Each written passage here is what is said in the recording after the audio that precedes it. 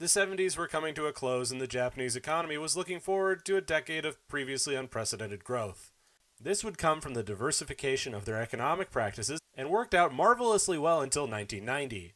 So too would the robot genre enjoy such a growth, but it would not be without a few stumbling blocks to get over first. 1979 would be a fantastic year for series that would turn into dynasties in the coming years. Before we get into the meat of this episode, it would behoove me to turn back the clock just a little bit and take a look at a big breakthrough in 1978.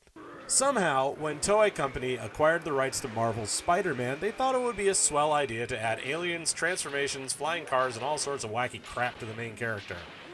In lieu of fighting Spider-Man's usual rogues gallery like Dr. Octopus, Mysterio, or the Green Goblin, this Spider-Man took on the schemes of the nefarious and perhaps unoriginally named Professor Monster.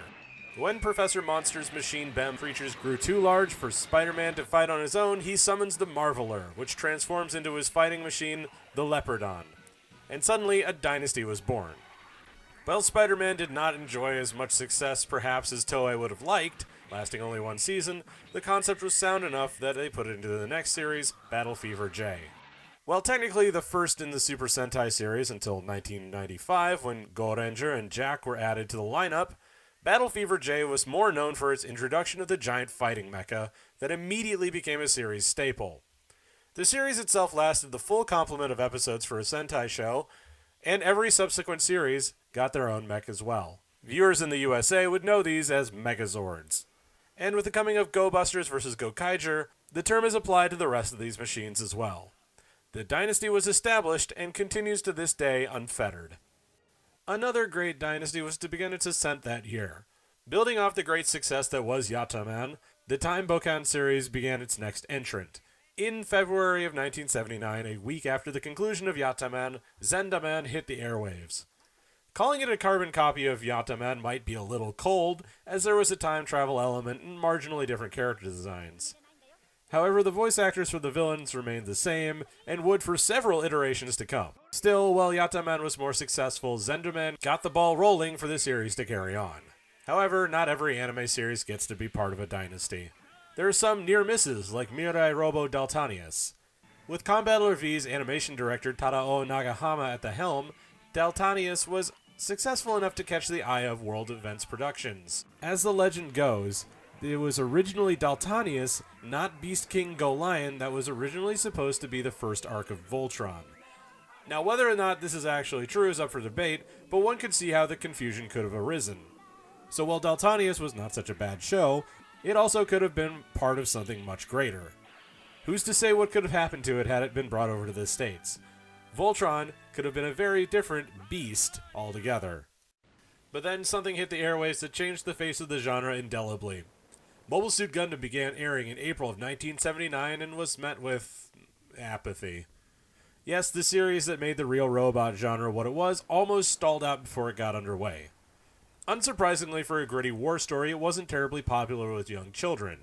But with a little boosty from plastic model kits and a movie re-release, it managed to claw its way out of the junkyard and into our hearts. But just what's so important about Gundam? Well, in short, it was the first mecha series that looked very seriously at a more realistic setting for giant robots to operate in, and was the first to feature mechs fighting humans, instead of aliens or monsters or whatever crawled out of the ground this week. These were actual humans who bled and screamed and died when they were shot, stabbed, blown up, and vaporized. The real horror of war was laid bare with devastating effectiveness. When characters died, they didn't come back on either side. Death was still something kind of new to the mecha genre, and while there had been advances in plotting previously, Combattler and Zambot being forerunners, nothing was really ever made to this level. There was no mystical getter energy that could bring back slain characters, bullets and grenades killed with the kind of lethality you'd expect, and hammered home how pointless it all felt. Kill 'em all Tamino was earning that nickname one corpse at a time. Tragedy writ large was the order of the day, and every dead character helped dispel it. Yes, Mazinger Z fought humans, but the robots were remote-controlled. The Combattler series upped the ante in storytelling, but never to this level. And of course there was Zambot 3, which set a new standard for dark storytelling. But it all culminated in this new epoch for the genre that began with Gundam. Amuro Ray, the pilot of the titular mobile suit, does not start off as a hotshot pilot. Rather, he's an introverted tinkerer who gets thrust into the middle of the war between the Zeon and the Earth Federation.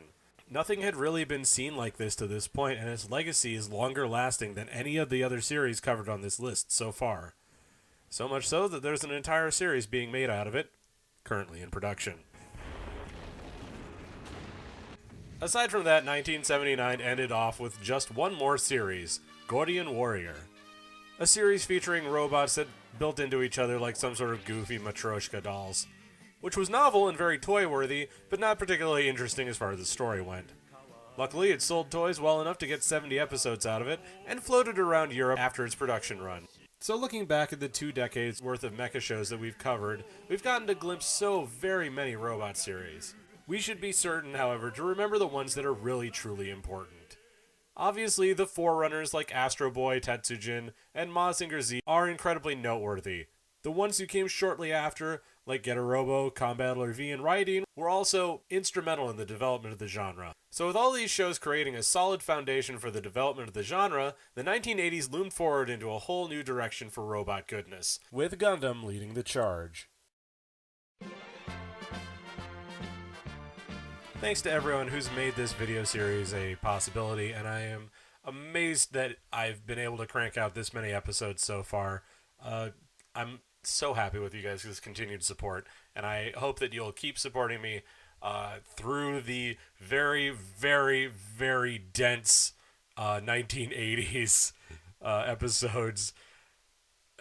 It's gonna be a long trot, and I hope you don't expect me to get into the 90s anytime soon.